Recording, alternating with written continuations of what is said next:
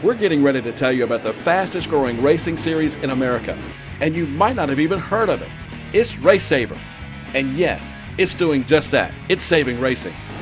In the last 4 years, RaceSaver growth has been explosive because it addresses racing's #1 problem, overpowering expenses. Just look at the states that already have RaceSaver: Virginia, Pennsylvania, New York, Delaware, West Virginia, North Carolina, Louisiana, Texas, New Mexico, Minnesota, Oklahoma, Kansas, Nebraska, and New Jersey. Look where it's coming soon: South Dakota, Colorado, Ohio, Missouri, Arkansas, Georgia, South Carolina, Tennessee, Florida, and Mississippi.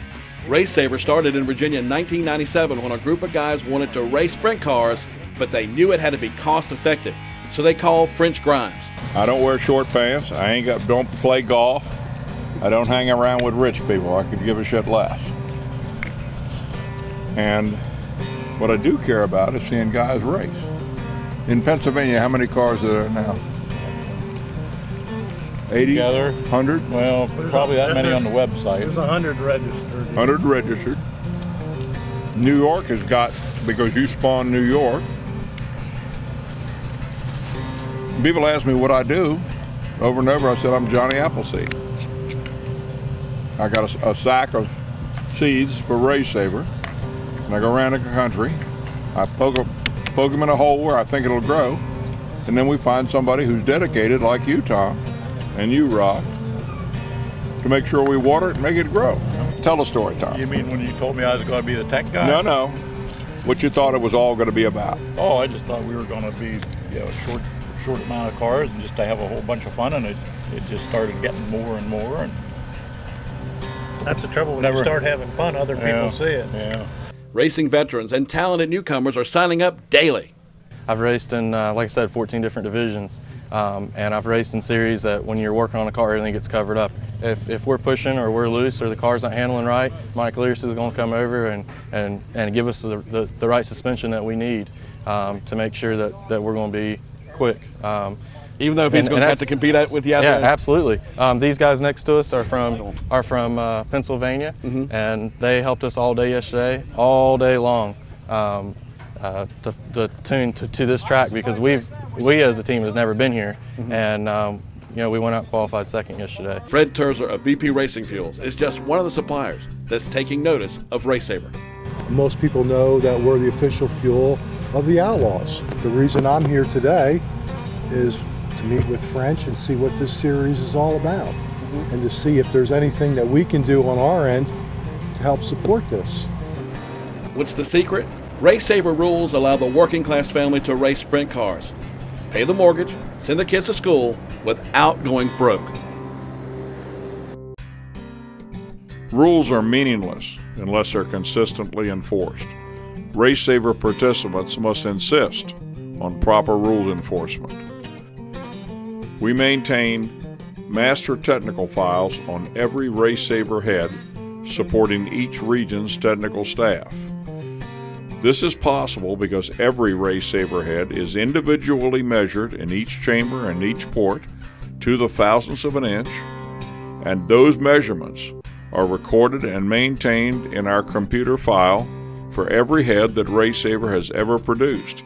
Hello, my name is French Grimes, the founder of RaceSaver Sprint Series, and I'd like to tell you the story of how RaceSaver began and evolved. Sprint car racing and many types of racing are in trouble, and we're in trouble because of runaway costs. The key was technology has allowed us to make way more horsepower, and we needed to make less, not more, in order for racing to survive. Key to that was a cylinder head. This cylinder head was manufactured for us by Brodick Cylinder Heads in Mena, Arkansas. The owner of the company, J.V. Brotherton, it's a family operation, he and his family run it, agreed to build us this head to restrict the horsepower. The head is the key, and I want to show you a few key features of this head. The first thing is we knew we had to restrict the air going into the head. So these ports are quite small, they don't flow much air. Without air, you can't make horsepower, and if you don't believe it, try running up a hill with a hand over your mouth. You'll run out of energy. Current RaceSaver engines will make 450 horsepower, give or take 30 horsepower from the best to the worst. The head is sold through one source, which is RaceSaver. What you see on the screen is what we can see with our technical equipment, a bore scope right through the plug hole. And you will see our trademark on there, RaceSaver 305 spec, and you'll see the French Grimes logo. That is in every chamber. It is also in every port on the cylinder head. Anybody can build this motor. The only required part on this motor is the cylinder head.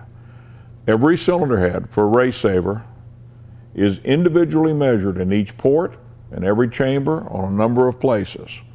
With those measurements, we can now tell if a head has been touched and modified in any way, and the rules do not allow any modification of this head. How can we do it? Because we know on this serial number head what this chamber measured at a couple of different ports, what this port measured. Nobody else has ever documented heads that close. Now, we keep a record of the first inspection, when the engine is teched, which anybody can build it, but they're teched with one head off, the pan off. Once they're teched, they're sealed. We supply a RaceSaver seal, which are serial numbered sequentially. Both heads are sealed with a numbered seal. The numbers are not the same because they're sequential. The manifold and the timing cover are sealed with little round seals. That prevents someone from taking the engine apart at will. Can seals be beaten? Yes, but not easily. The key to RaceSaver is proper and consistent technical inspection.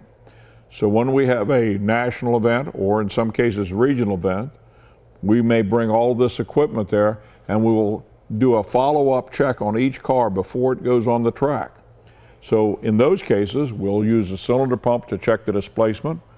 We'll use the whistle to check the compression ratio. We'll use the dial indicator clamp to the side to check the valve lift.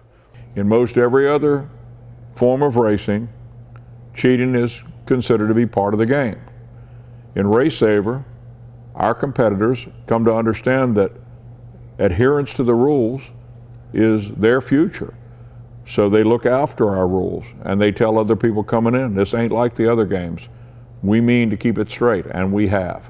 Coming into 2014, we're going to have a hard card program for every RaceSaver engine built, which anybody that shows up with their hard card, if there's a question about the engine, they can call RaceSaver. We have it all in the computer. We can tell you when the head was made, who bought it, who did the tech, any anomalies on things as they went through.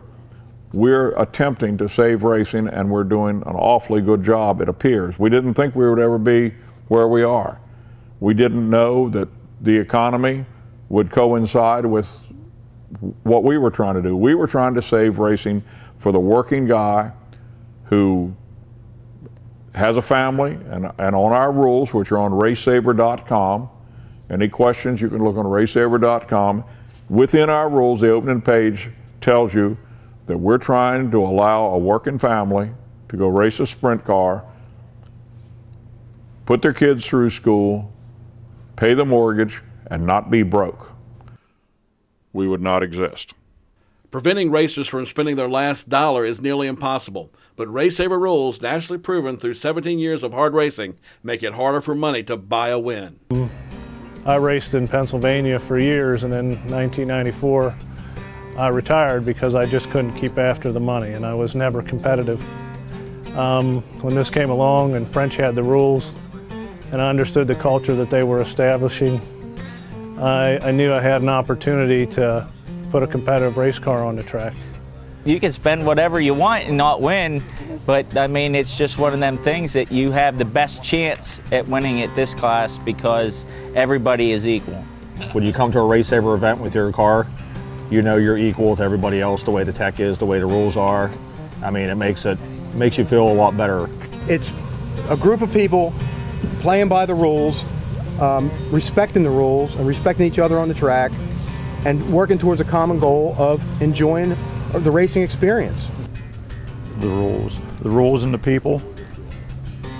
You know, the people have a lot to do with it. Mm-hmm. But the rules are really the determining factor. I'm not real good at words, but the determining factor. You know, the rules are set in stone. For the engines and stuff, the guys can, if they want to, they can spend a bunch of money on a motor. but it had no great advantage other than longevity. We've seen it happen numerous places. The motors get out of control, and he who has the most money then has an advantage, a huge advantage. But rules don't mean nothing Unless you enforce them. And what does it take to enforce them? Somebody that's willing to dedicate their time to do it. I'd say it was fair. Yeah. Keeping everything fair. The rules are the same for everybody.